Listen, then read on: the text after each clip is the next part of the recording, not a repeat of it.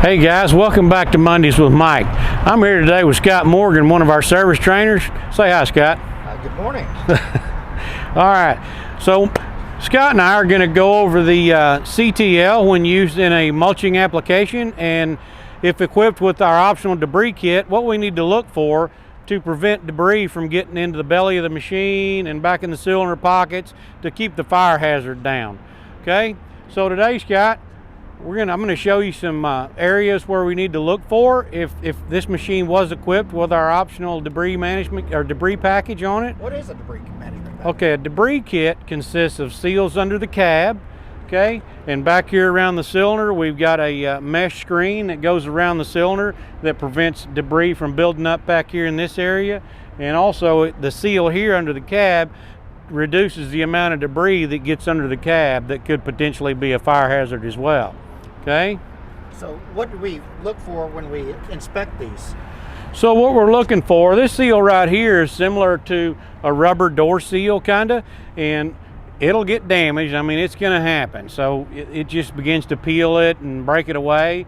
So if it does get worn to that point, you wanna go ahead and replace it, because you know as well as I do, debris is going to find a way in there. It doesn't matter. The pine needles, the leaves are going to find a hole. So the best way, we can just prevent a lot of that is keep this seal in good shape right here. So okay? In reality, it's a daily inspection that we should be checking. Daily inspection, absolutely.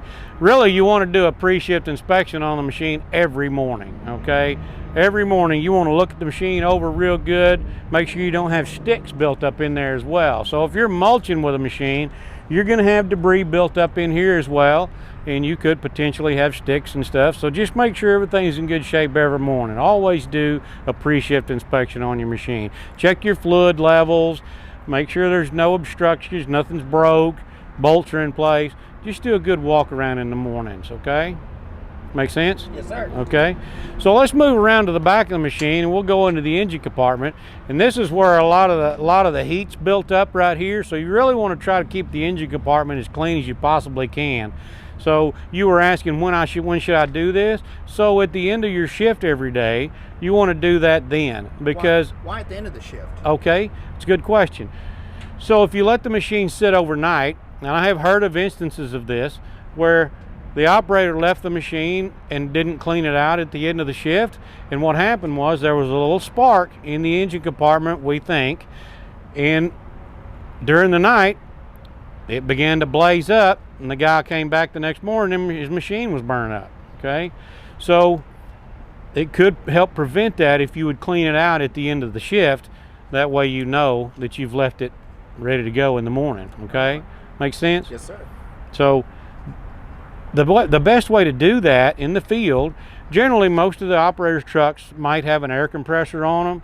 So if you had an air compressor, so get you one of those long air blowers that you can get from either Harbor Freight or Snap-on Man or whatever, and that way it'll allow you to have access in here and be effective when you're blowing that out. Okay, so another thing you want to do is always raise the grill up and get the cooling package cleaned out as well. Which direction do you want to blow when you are cleaning out the cooling package? So right now, the way it sits, we're going to have to blow down, okay? So when you blow through the cooling package, you're going to want to reduce your air pressure as well. So you might have high pressure you're blowing out the engine compartment with, but when you start blowing out the cooling package, reduce that down to like 30 psi when you're blowing across these fins, so you don't damage these fins, okay? Make sense? Yes, sir. Just like you was doing your air conditioner condenser coil, you'd blow it out too, but use lower air pressure. Okay. Talking about fire, do some of these units, are you able to get a fire suppression kit to put in these? Or? You are. You can get a fire suppression kit for these machines. Now, our dedicated land management machine will come pre-plumbed. Okay, so all you got to do is get the canister and the trigger for the cab. Okay. So it's got all the wiring and the hoses already in place. So that being said, that's a good question, Scott. So that being said, I would recommend anybody that's going to be using the CTL in a mulching application to look into fire suppression, because you may get a fire and not even know it, and you're operating and it begins to build up. So that way it could keep the surprise down, because that's the last thing you want if you're operating the machine, is to be caught by a fire inside the machine. So if the fire suppression kicked in, two things: it could save the machine from burning completely down, and it could also reduce the possibility of you getting trapped in the machine and being injured. Okay. So can the operator actuate the fire suppression? They can. There's a trigger that'll be mounted in the cab with the suppression system, and he can activate the trigger, or if it burns one of the red wires that's back here, it'll automatically activate the system at that point. Okay. Sound good? Yes, sir. All right. But really, be diligent about cleaning out the engine compartment, because that's where all the high heat is. The after treatment package gets really hot, so we want to really focus on the engine compartment. Okay. So as we progress around the machine, we'll eventually raise the cab, and I'll be able to show you under the cab and how to clean out in there around the valves, and get the inspection plate off, and you can clean it out real good. Okay. Sounds like a deal. Let's move around.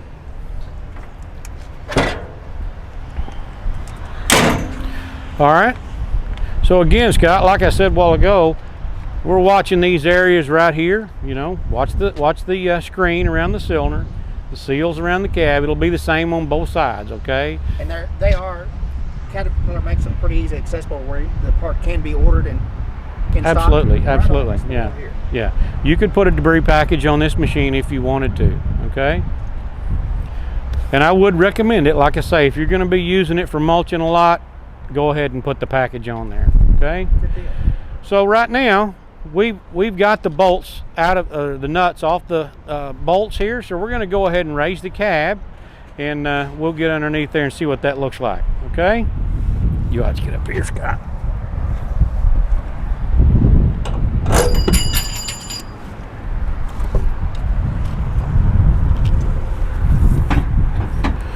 Okay. So one thing I want to address right quick before we do get underneath the cab. So when you raise the cab, whoop, I lost you, Scott. You want to make sure that this catches. Okay. So if this is not in place, don't get under there. Okay. Good. So it makes sense. Are we good? Does that Yes, look sir. good? Oh yeah. Okay. Just want to make sure. Okay. So now Cat does a real good job of allowing us access to the components in the belly of the machine.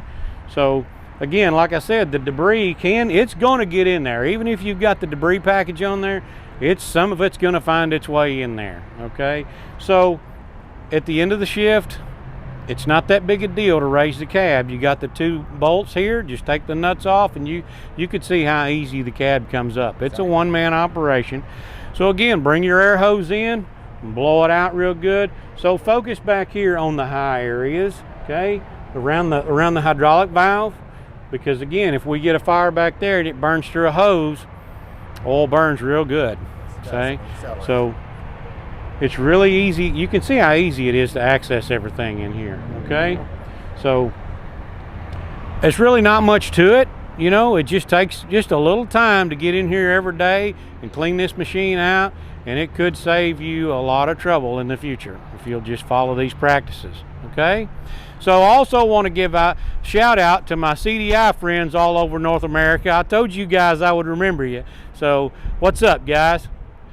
So I guess right now, Scott, that's it. You got any more questions for me? No, that's great information, Mike. All right. Well, you got my number, bud. You know, you can just call me anytime. Okay. See you later, guys.